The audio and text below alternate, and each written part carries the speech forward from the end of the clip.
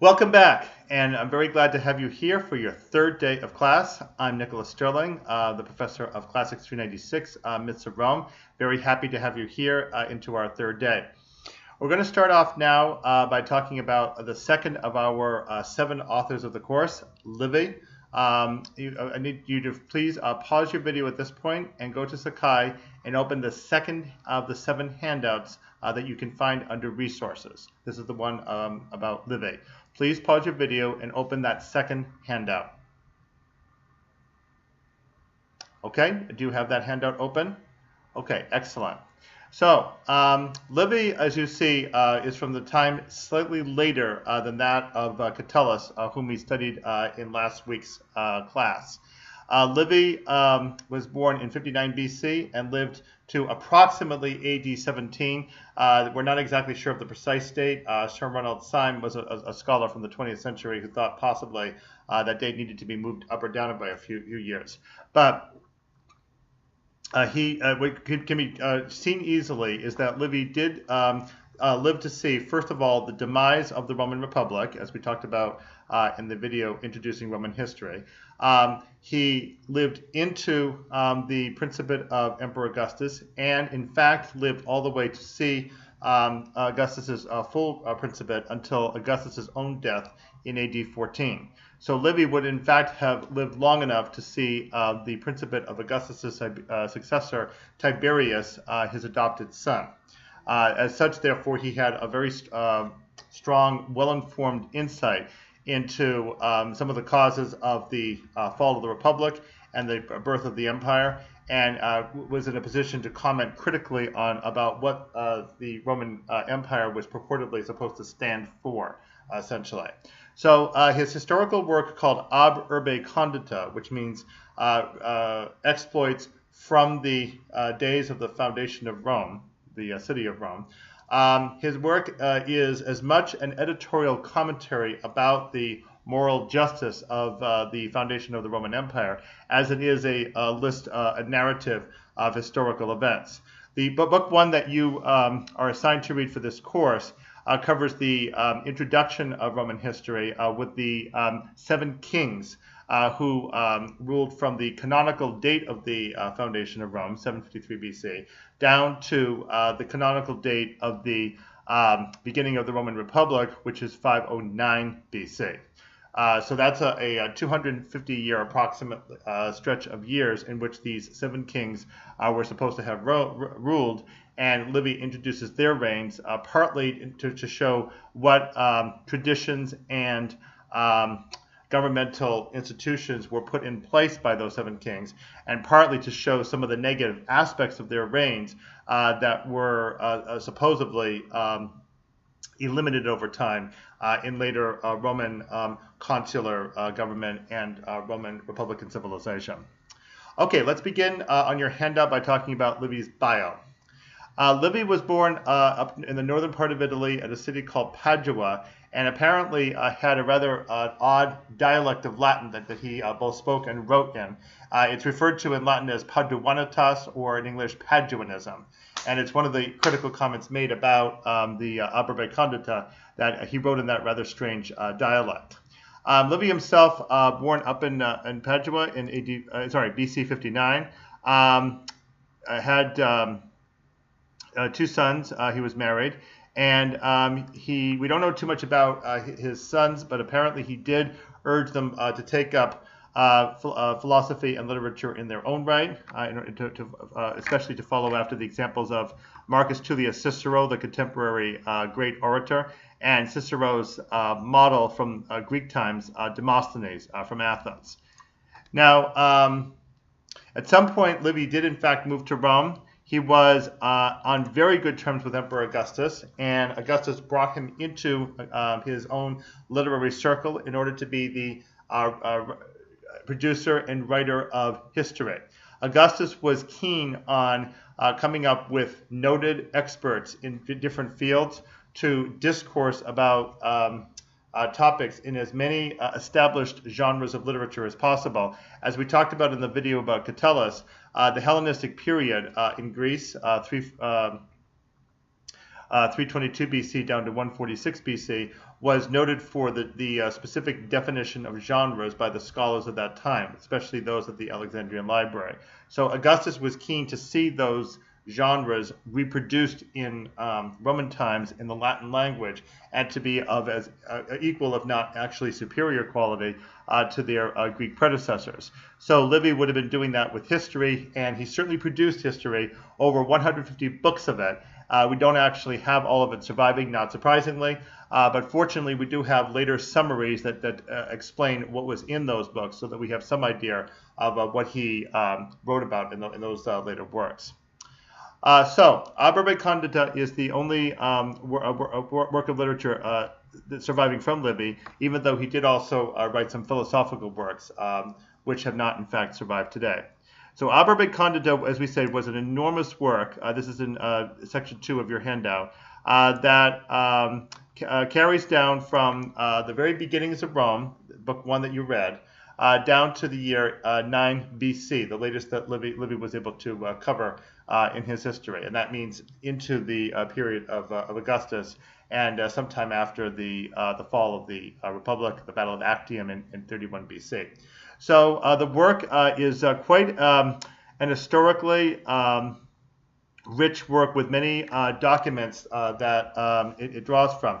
Not actual historical documents in the kind that we would think of, like, say, pieces of paper with records on them, or stelae or anything like that. Instead, Livy appears to have taken a more literary approach to history by relying on the works of previous historians, especially the Greek historian Polybius, who himself, a Macedonian writer, was quite a massive writer of history in his own right, attempting to write a world history, as it were, for his time.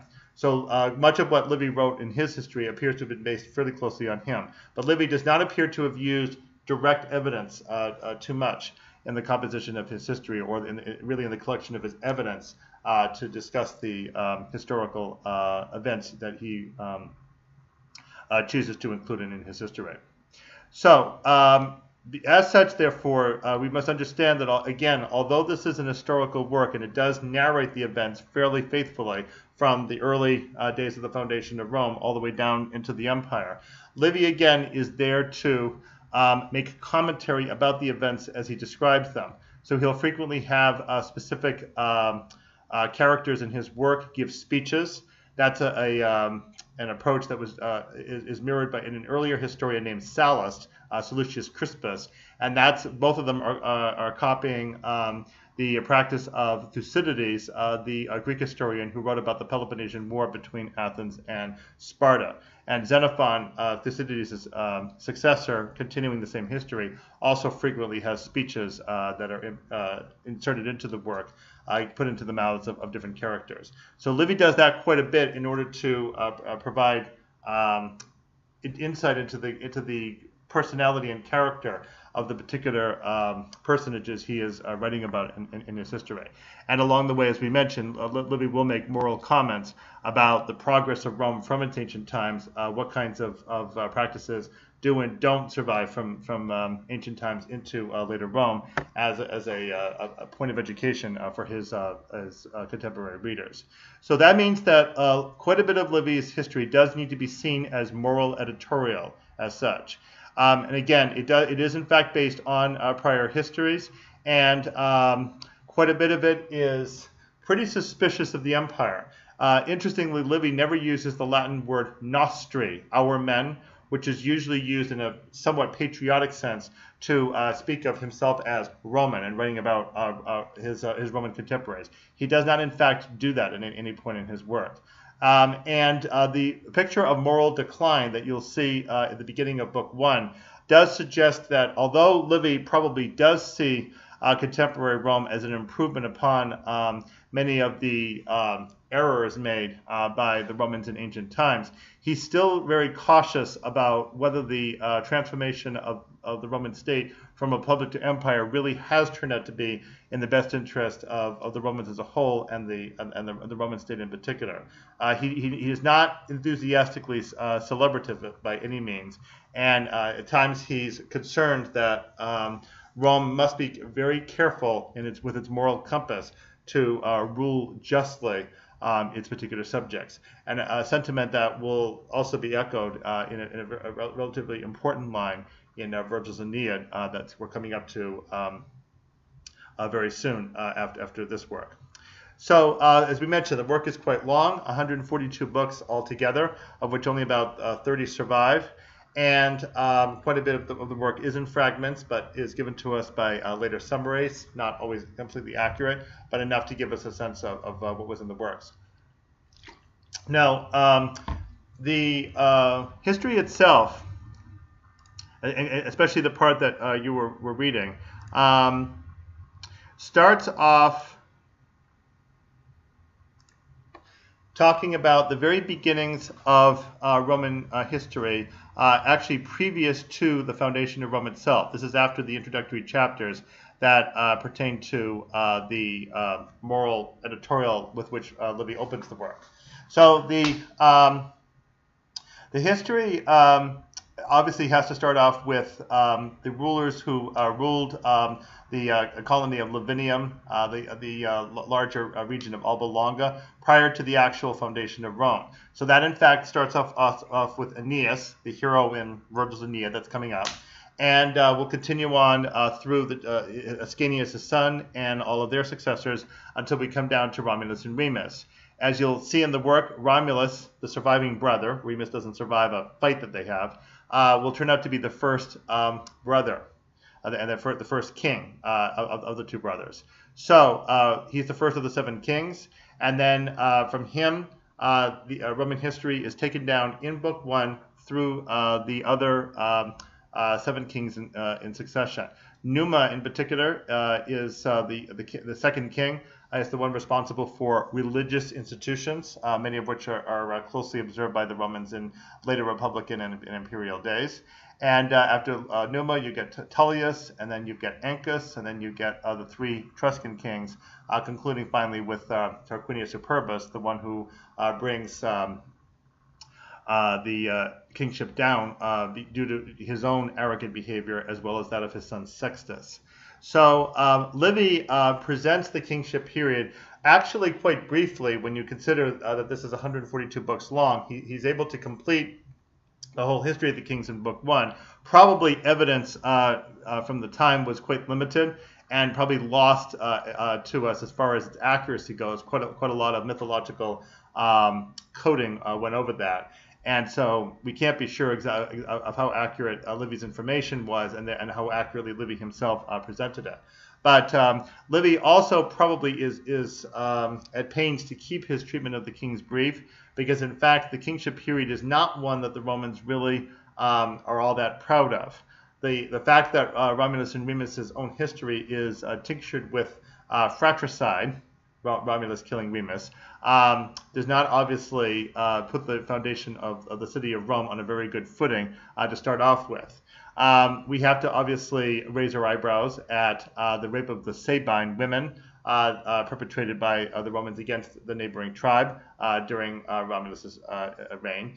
And there are other rather unfortunate incidents. You'll see the quartering at one point that's rather graphically described. And then, of course, there was the rape of Lucretia, which is the major incident that brings down the Roman kingship.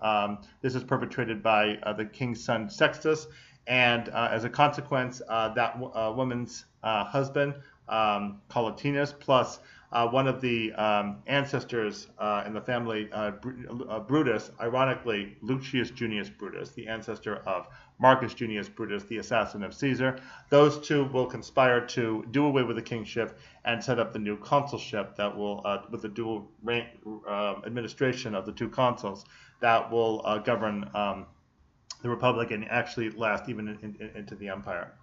So pay close attention, therefore, to De Rerum Natura, then, from the standpoint of exactly what Livy wants to accomplish with the narrative, but also with the editorial approach that he takes. And for your discussion questions, think carefully about what kinds of incidents Livy highlights in his narrative. So after we do some more Roman history, we'll come back and look more closely at Verba Condita. But for the time being, be attentive to the use of events in this work, the way Livy describes them, besides just simply giving a historical narrative, and think of what message Livy would like to get across. Okay, our next video will continue our studies of Roman literature and Roman history.